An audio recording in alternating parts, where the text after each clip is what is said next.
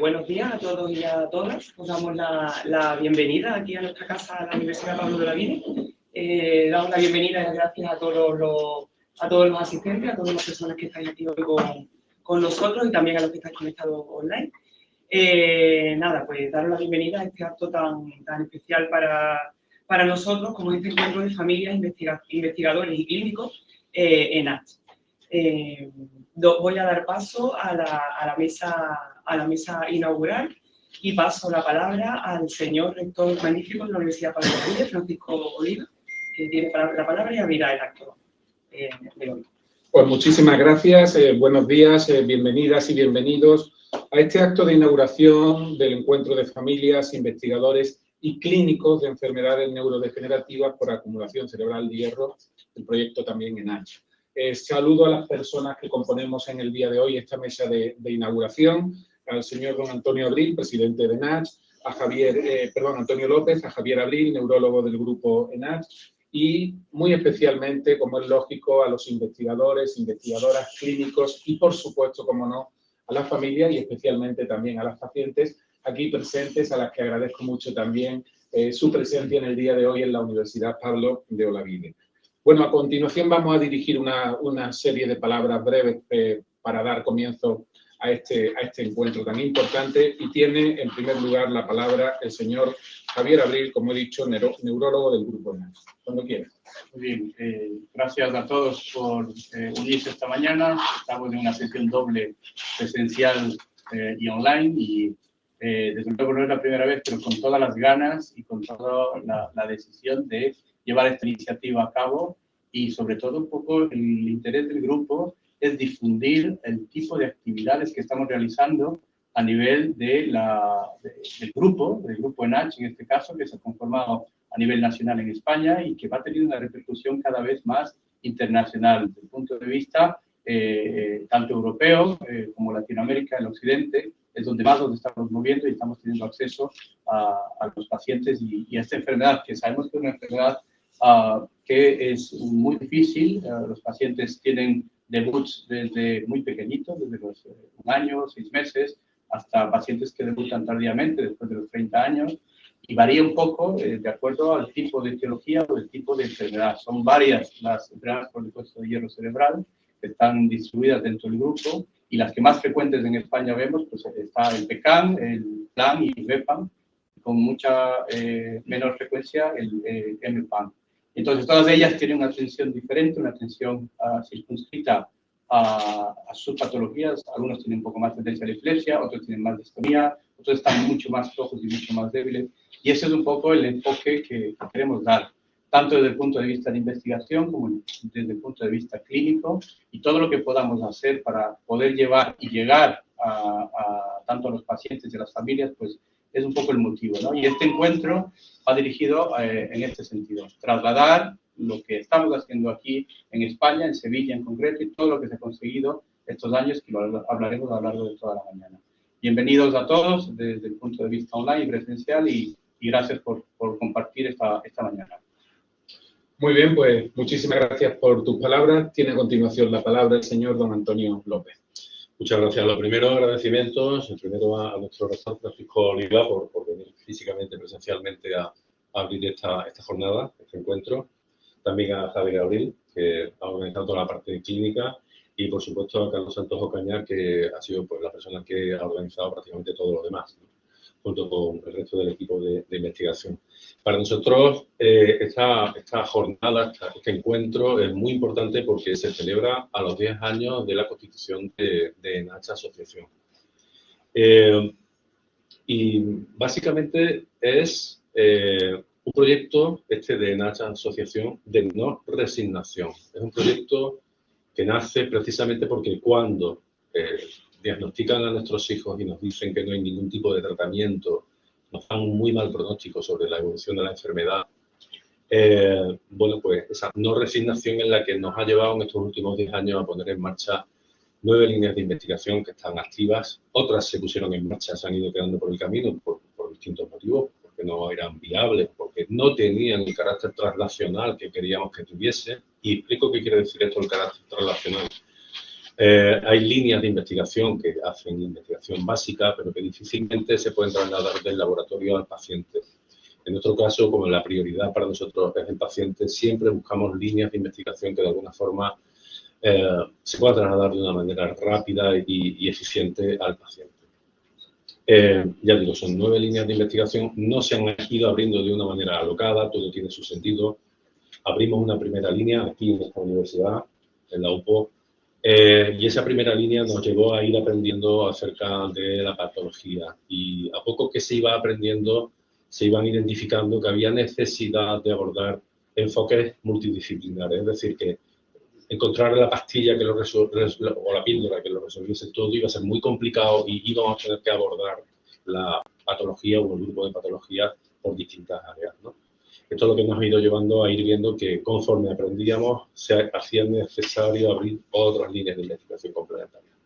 Estas líneas de investigación tienen un cometido claro, es importante que las familias entendamos que son líneas para mantener a los pacientes en las mejores condiciones posibles hasta que llegue la cura, la tan ansiada cura. Hoy vamos a hablar de esa pretendida y ansiada cura, es el megaproyecto que tenemos pues, que presentar hoy. Y bueno, no quiero extenderme más, simplemente quiero dar las gracias de nuevo a toda la audiencia, a toda la familia, deciros que por el registro de última hora que hemos visto tenemos personas, tenemos pacientes, familias de 8 países diferentes, tanto de España, Argentina, Brasil, República Dominicana, México, Francia, Italia, Ucrania, y seguramente de última hora se estén conectando algunos más. Así que, bueno, por mi parte, bueno, encantado de estar aquí y de celebrar estos 10 años con este encuentro. Pues muchísimas gracias. Bueno, voy a terminar yo esta introducción de este encuentro, de la inauguración de este encuentro. Y yo tengo que empezar diciendo también, pues como acaba de decir Antonio, que desde luego para mí también hoy es un día importante. Estoy aquí precisamente pues porque creo que este es un encuentro especialmente importante e interesante por varias razones. Sobre todo, en primer lugar, sobre todo porque seguimos trabajando y estrechando lazos con una asociación amiga de la Universidad Pablo de Olavide, que yo admiro especialmente por el trabajo que realizáis, ¿no? Pues ese trabajo tan importante en la investigación para intentar hacer tratamientos y en un futuro, evidentemente, ojalá sea así, pues una cura de unas enfermedades que son evidentemente unas enfermedades muy complicadas, las neurodegenerativas por acumulación cerebral de hierro, y por lo tanto yo tengo que siempre mostrar mi admiración, vuestro respeto, y además me ha gustado mucho ese principio que acabas de decir de la no resignación, que yo creo que es algo muy importante. Evidentemente, la vida es especialmente dura para estos enfermos, pero no hay que resignarse y hay que luchar con todos los medios posibles precisamente para avanzar. Así avanza la sociedad, ¿no? Comenzamos con un encuentro no hace mucho tiempo, a mí me gustó mucho el título de aquel encuentro, Investigando con las familias, porque las familias tienen que ser obviamente el centro y las personas, por supuesto, los pacientes tienen que ser el centro de todo esto, ¿no? Y ahora pues seguimos con este encuentro que también se llama Encuentro de Familia, Investigadores y Clínicos en H. Desde luego, tengo que felicitar en este momento también al profesor pues, Carlos Santos Ocaña y desde luego a su equipo, porque, bueno, esto está claro que no hubiera funcionado si no llega a ser porque investigadores de nuestra universidad de tanto prestigio pues no hubieran decidido evidentemente involucrarse. Y por lo tanto yo le agradezco no solamente como profesor, sino como el jefe del grupo Ciberes de la universidad, pues este esfuerzo que está realizando. Muchas veces te quiero decir, Antonio, que yo firmo muchísimos convenios como rector y desgraciadamente muchos convenios no llegan a tener un desarrollo importante. Sin embargo, nosotros hace prácticamente un año, el 12 de mayo del 22, que firmamos este convenio y ya hemos tenido varias actividades más la tarea de investigación que se está realizando. Y esto pone de manifiesto que estamos haciendo una actividad de verdad que está teniendo sus réditos poco a poco, ¿no? Entonces yo simplemente os animo a seguir con este trabajo y desde luego como rector sabéis que tendréis siempre mi máximo apoyo en todo lo que yo pueda ayudaros. Sí quisiera decir también unas palabras sobre cuál tiene que ser el papel de la universidad pública en todo esto, ¿no? Yo siempre he considerado que la universidad no solamente es un centro, que lo es evidentemente, que su máxima prioridad tiene que ser dar una buena docencia de calidad y hacer una buena investigación. Esos son los dos pilares básicos de la universidad. Pero también hay una cosa muy importante que está en el ADN de la Universidad Pablo de Olavide desde su origen, que es concretamente el compromiso social que siempre hemos demostrado. El compromiso con toda la sociedad y especialmente con la sociedad o con aquellas personas más vulnerables de nuestra sociedad. En este sentido, por lo tanto, la conexión y la sinergia con ENACH es muy importante. Todo el mundo sabe que la enfermedad es rara por su baja prevalencia, aunque yo siempre lo digo también, baja prevalencia no quiere decir que tenga un índice muy, muy elevado de personas que lo padecen. En España creo que son 3 millones de personas, en el mundo 300 millones. Hoy estamos hablando aquí con la cónsul de la República Dominicana y como nos dicen que allí la prevalencia incluso es mucho más alta. Por lo tanto, el hecho de que tenga una prevalencia baja a nivel mundial no quiere decir que no haya muchísimas personas, millones de personas que lo padecen. Sin embargo, como sabéis, muchas veces esto desde el punto de vista de la inversión del capital privado nos interesa. Y por lo tanto, esto hace que las líneas de investigación sean menores y que por lo tanto repercutan en terapias que son también inferiores, ¿no? Y en este sentido, yo creo que para esto tenemos que estar las universidades públicas. Somos universidades que abrimos y cerramos todos los días gracias al esfuerzo de los ciudadanos y, por lo tanto, tenemos que también devolver este esfuerzo gracias también a vuestra cooperación, porque también siempre lo digo, los recursos públicos desgraciadamente son limitados para las universidades, mucho más limitados de lo que nos gustaría y, por lo tanto, vuestra ayuda, la sinergia con entidades privadas es fundamental. Así que yo considero, por todas estas razones, que aquí es donde tenemos que estar la pública, en este caso, haciendo una investigación en el ámbito de salud y en un ámbito donde, como digo, desgraciadamente, pues la inversión privada no llega como tendría que llegar.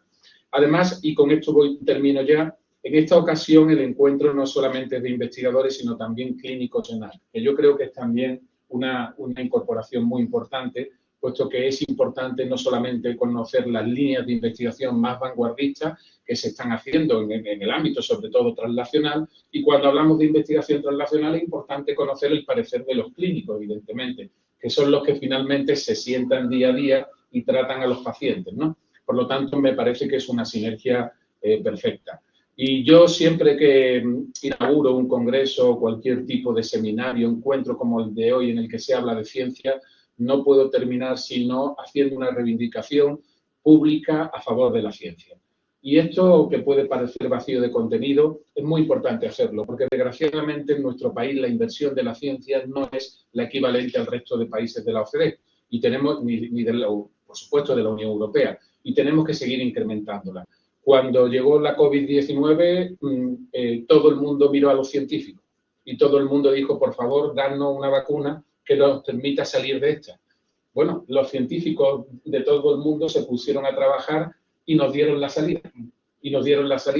Y en aquel momento todo el mundo pareció encantado por la ciencia, todo el mundo pues le pareció genial la ciencia. Sin embargo, os tengo que decir que ya pasado no tanto tiempo, ya la gente vuelve a olvidarse de la importancia de la ciencia. Y la ciencia es progreso, la ciencia es crecimiento, desarrollo y bienestar. Y por lo tanto hago públicamente siempre este llamamiento a las autoridades públicas, a las administraciones públicas, porque cumplan con los requisitos legales que son que en España llegue al 1,25% del PIB la inversión en ciencia y al 1% en universidades. Estamos muy lejos, desgraciadamente, de ambos parámetros y son obligaciones que establece la Ley de Ciencia y la Ley de Universidades Españolas. Así que ojalá lo podamos cumplir para seguir colaborando y para seguir, en definitiva, creciendo en materia de investigación. Termino. Muchísimas gracias por vuestra presencia. La Universidad Pablo de Olavide es la Casa de la Ciencia y aquí siempre seréis bienvenidos, evidentemente, investigadores, clínicos, asociaciones y, cómo no, especialmente los pacientes y sus familiares. Muchas gracias y que sea una jornada muy fructífera. Muy bien.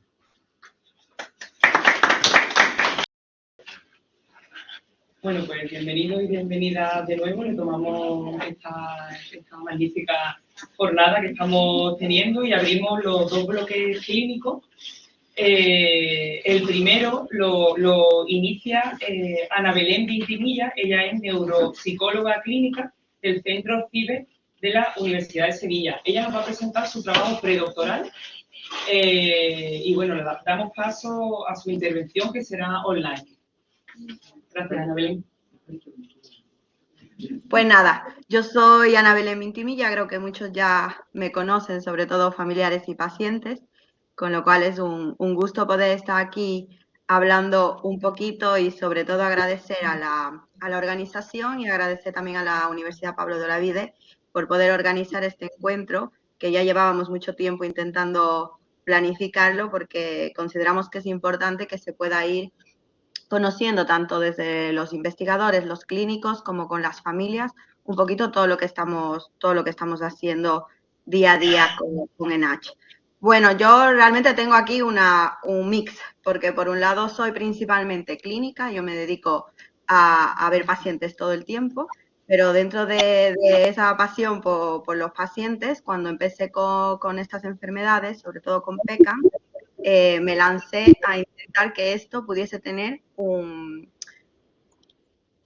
que fuese más, lo que estaba yo encontrando pudiese tener más validez. Y para eso, pues me uní con la Universidad de Sevilla, con la Escuela de Doctorado, para que pudiésemos trasladar todos estos datos de investigación que veíamos en la clínica diaria un poquito a que tenga más sentido científico, ¿vale? Entonces, lo que yo os vengo a contar aquí, por un lado, es esa experiencia clínica, sobre todo en el neurodesarrollo de estos pacientes, y también cómo hemos ido avanzando en la investigación en ese campo, más específicamente en PECAM, que es lo que está ligado al doctorado. Pero también hemos hecho también algunas puntualizaciones con PLAN y con BEPAM, que son importantes que las comentemos.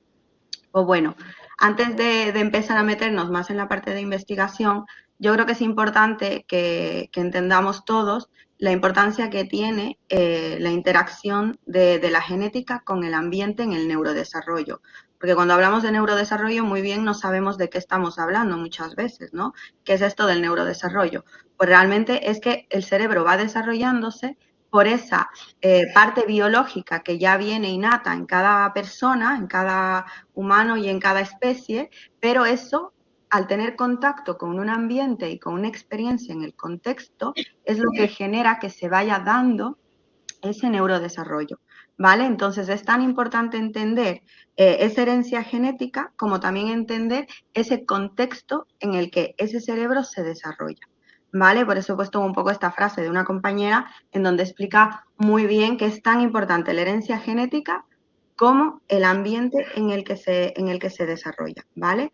Pero ¿qué sabemos de neurodesarrollo en ENACH? Pues muy poquito. Realmente cuando nosotros buscamos en los libros o en las guías clínicas o intentamos entender qué es lo que pasa con estos pacientes a través del neurodesarrollo, nos encontramos que no hay nada, que lo que está publicado generalmente son cuestiones más del fenotipo clínico, cómo se presenta la enfermedad, y de hecho a nivel de neurodesarrollo, lo poquito que encontramos, no sé si se escucha bien, escucho a alguien que me dice algo. ¿Se escucha bien? Vale. Pues como os digo, cuando vamos buscando cosas, no nos encontramos con nada más que los síntomas clínicos, pero no sabemos qué es lo que pasa o qué va a pasar con nuestros niños a lo largo del desarrollo. Y no solo estoy hablando con niños pequeños, porque el neurodesarrollo llega hasta la etapa de adultos, ¿vale? Y entonces, claro, si tenemos un adolescente, si tenemos un adulto joven, que es generalmente donde suele desencadenar estas enfermedades, no sabemos qué va a pasar. ¿Qué va a pasar con ese neurodesarrollo más a nivel cognitivo? ¿Vale? Así que es ahí donde yo he intentado ir entrando para descubrir un poquito qué es lo que pasa. Mi experiencia clínica lo que me dice es esto. Esto es una imagen muy simple, pero que a mí me gusta explicar cuando hablo de diferentes patologías, y en este caso pues hemos utilizado el tema de la neurodegeneración, que sería lo que es sinónimo de la ENACH. Entonces, si nosotros nos situamos en un niño sano, nosotros tenemos que considerar esa biología y esa genética que viene en cualquier ser humano, ¿vale? Y que se va a desarrollar en ese ambiente y en esa experiencia, como les he explicado previamente. Pero ahora, cuando nosotros tenemos una enfermedad que es genética y que además es neurodegenerativa, decimos, o sea, no se va a desarrollar, o sea, va a perder todo lo que ha desarrollado. ¿Qué es realmente lo que pasa? ¿Vale? Y es lo que tampoco tenemos claro ni siquiera a niveles de los artículos que hay o los libros que existen en lo que realmente pasa en este neurodesarrollo de estos pacientes. ¿Por qué? Tenemos que tener en cuenta esa biología y esa genética, que además viene con una condición patológica, pero ¿cuándo inician esos síntomas? No es lo mismo en un niño que inicia muy temprano, a un niño que inicia sobre los 10 años, a un adolescente a los 15 o a un adulto, ¿vale? Ese inicio de los síntomas va a marcar mucho el patrón de ese neurodesarrollo y luego la evolución que va a tener. Tenemos pacientes que evolucionan muy rápido, unos que van muy lento, unos que tienen complicaciones, otras patologías que se adhieren a la misma enfermedad como epilepsia o como otras complicaciones que también nos van alterando ese neurodesarrollo, pero además debemos de considerar dónde ese paciente tiene esta enfermedad, en qué país, en qué ciudad, qué recursos tienen de neurorehabilitación, pedagógicos, médicos, en donde se está desarrollando nuestro paciente. Y esas implicaciones son muy importantes, porque no es lo mismo tener a día de hoy un PECAN en Sevilla que tenerlo en Ceuta. No es lo mismo tenerlo en Sevilla que en Francia, que en Estados Unidos, que en Latinoamérica, ¿vale? ¿Por qué? Porque tenemos personas más preparadas en unos sitios que en otros que van a permitir esa modulación de la neuroplasticidad en nuestros pacientes. Entonces, tener unas terapias que vayan encaminadas con un conocimiento sobre la patología va a marcar una diferencia muy grande sobre nuestros pacientes, ¿vale? Entonces, yo creo que esa responsabilidad como clínicos que tenemos nosotros de poder dar esa luz que guíe ese neurodesarrollo cuando estos pacientes tienen estos diagnósticos en la etapa en la que nos encontremos con ese diagnóstico, ¿vale? Ya comentando un poquito esto, es donde voy a entrar más a lo que es la investigación que estamos haciendo en PECAM, porque realmente hablar de neurodesarrollo me tomaría una hora, en otro momento lo podemos plantear, pero unas pinceladas que sí que quería explicar sobre el tema. Ahora me voy a centrar un poco a explicarles los avances que tenemos ya en las investigaciones con PECAM, que es lo que va ligado a la investigación doctoral con la universidad. Ya tenemos un primer artículo publicado, que fue el que nos permitió marcar un primer perfil de funcionamiento cognitivo de estos pacientes, ¿vale? Porque lo que encontrábamos nosotros en literatura eran cosas muy breves, indicándonos que había una que cursaba con una discapacidad intelectual o que los pacientes se ven muy limitados a nivel cognitivo o que no se les podía explorar, y realmente nosotros pues podíamos tener la suerte de que teníamos una muestra de pacientes a los que podíamos explorar de forma completa, y fue pues lo que primeramente hemos lanzado, encontrando que hay un perfil de base que está incluso antes que los síntomas motóricos, que tiene este nombre un poco raro que se llama perfil frontosubcortical, que nos indica que hay unas funciones específicas que desde siempre han estado alteradas en el neurodesarrollo, como puede ser esas dificultades para el control atencional, para el mantenimiento de atención, para el control del impulso, para esa flexibilidad cognitiva, ¿vale? Generalmente son pacientes pues, que tienen dificultades de inquietud motora, de hiperactividad, de desatención, y que lo han tenido antes de esos primeros síntomas que iban apareciendo a nivel motor, ¿vale? Pero también vemos que se mantienen otras funciones corticales importantes en el desarrollo de la enfermedad, como es la memoria, la función visoespacial, incluso el lenguaje. Porque claro, al tener limitado el tema motor, consideramos que el lenguaje también está alterado, y eso es un error muy grave. El lenguaje a nivel cognitivo está mantenido, los pacientes mantienen un nivel de vocabulario, de comprensión, de organización del lenguaje muy bueno. El problema es que en algunos de los casos, por la alteración en la articulación, vemos que no podemos expresar verbalmente esa función cognitiva. Entonces, todo esto es importante que lo vayamos demostrando para que se vea que esas funciones corticales superiores se mantienen a pesar de que tengamos un perfil cognitivo asociado. ¿Cómo lo estamos haciendo? Pues bueno, hemos elaborado un protocolo gracias a estas primeras investigaciones y gracias a estas pacientes que nos han tenido un montón de paciencia y nos han ayudado mucho a probar distintas pruebas, distintos ejercicios, como los hemos podido ir compensando, para elaborar un protocolo que estuviese más adaptado a la población de PECAM y tenga en cuenta estas dificultades en la articulación o estas dificultades en la manipulación de miembros superiores para poder pues, marcar un dibujo o mover una pieza, ¿vale? Que la mayoría de las pruebas cognitivas necesita de ese tipo de acciones por parte del paciente, ¿vale? Así que hemos creado un protocolo adaptado tanto para la población adulta como infantil, ¿vale? Y estamos desarrollando un segundo artículo que nos permita presentar este protocolo más a nivel de la comunidad científica, tanto nacional como internacional, aunque este protocolo sea español, se puede adaptar a otros países porque hay muchas pruebas que ya están baremadas y están, digamos, se han realizado las adaptaciones correspondientes a país, ¿vale? Entonces, tomando como un modo de ejemplo, pueden valerse nuestro protocolo para que en otros lados también otros neuropsicólogos puedan seguir investigando, ¿vale?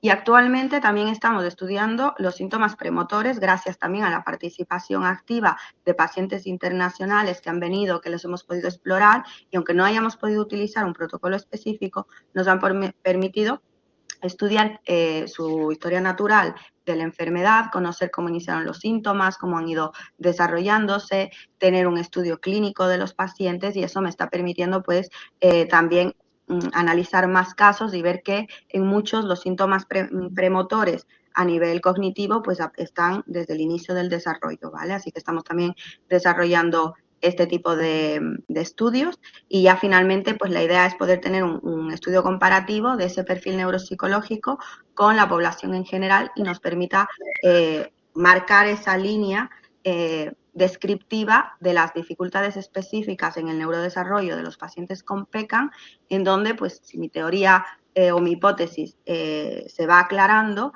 sobre todo demostrar que aunque tenemos un perfil de alteración, no hay una discapacidad intelectual asociada, que en este caso pues abriría muchas puertas de investigación a otros niveles, ¿vale? ¿Qué nos pasa con BEPAM?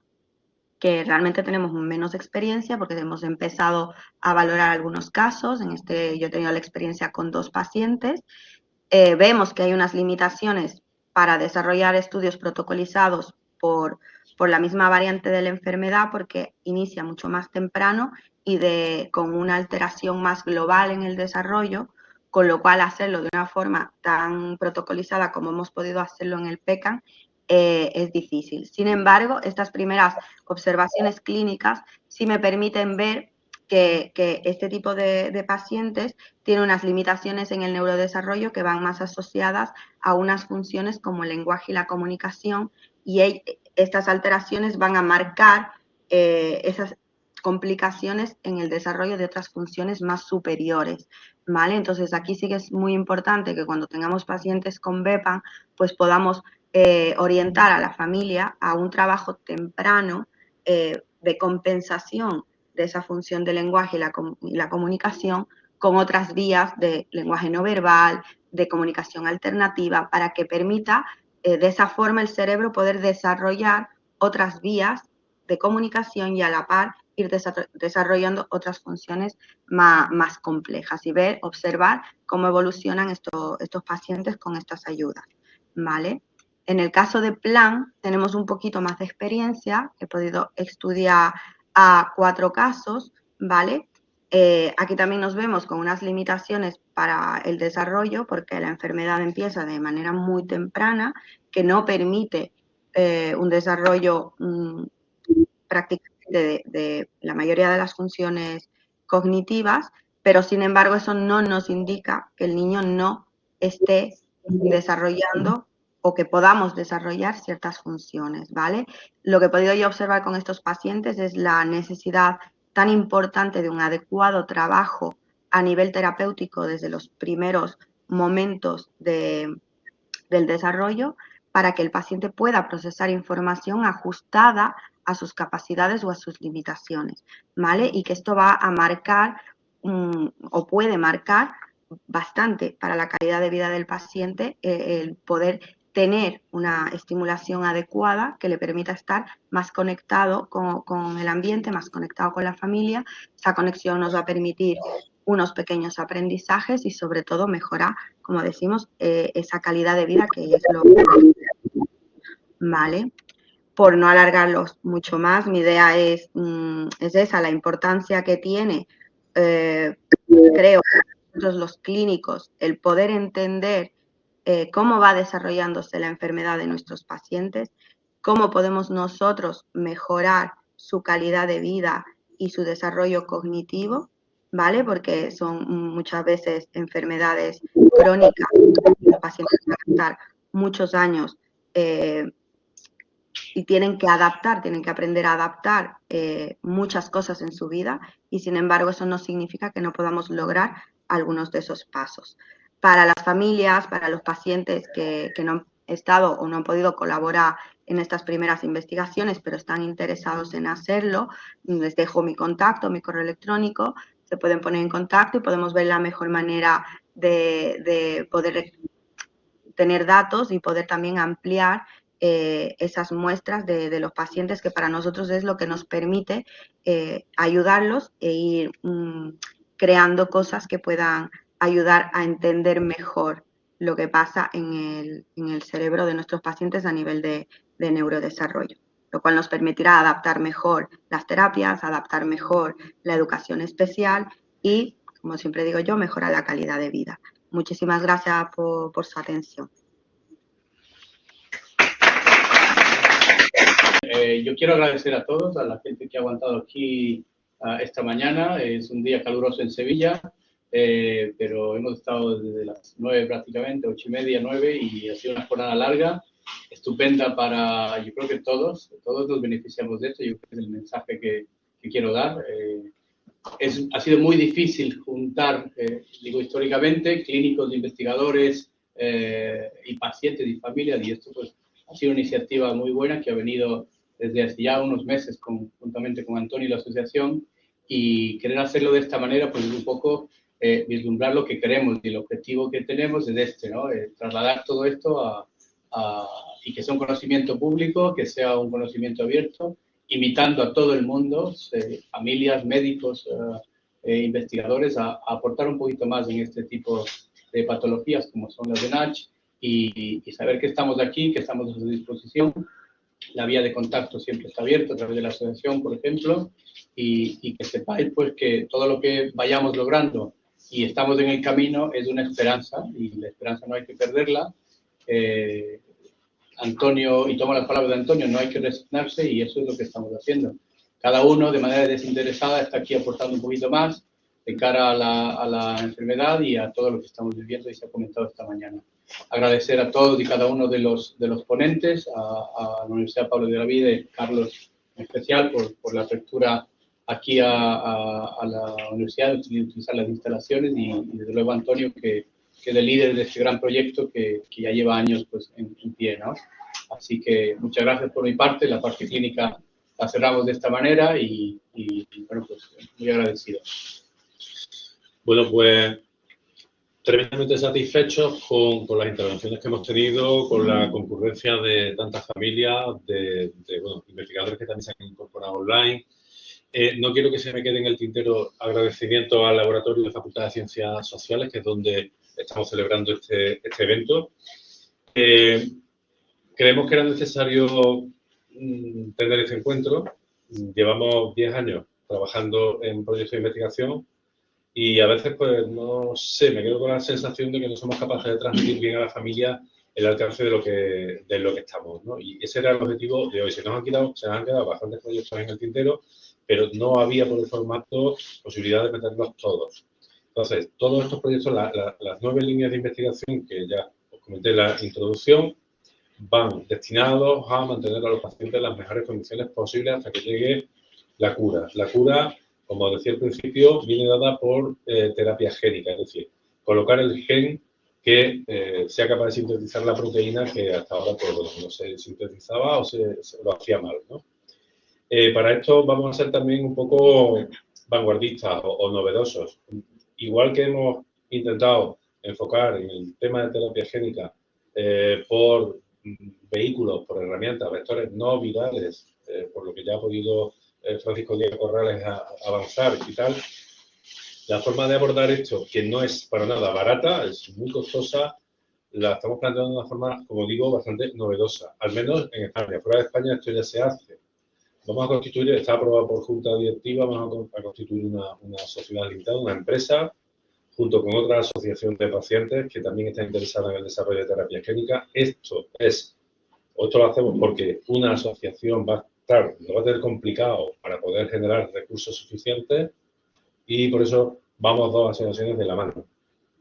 Las dos asociaciones somos sin ánimo de lucro, es decir, que cualquier cosa que se genere va a revertir en cada una de estas asociaciones sin que haya un reparto de dividendos ni cuestiones de ese tipo, pero que sí que tenemos que tener en cuenta que el objetivo de esta empresa que vamos a constituir para el desarrollo de terapia génica, en donde hablamos de magnitudes de entre 2 y 7 millones de euros, pues es necesario que se incorporen pues, desde la industria farmacéutica, que ellos sí que tienen ánimo de lucro, fondos de inversión, business angels, family office, es decir, todo tipo de figuras que en un momento determinado pueda tener intención o interés en participar en un proyecto de I+D+I de este calado.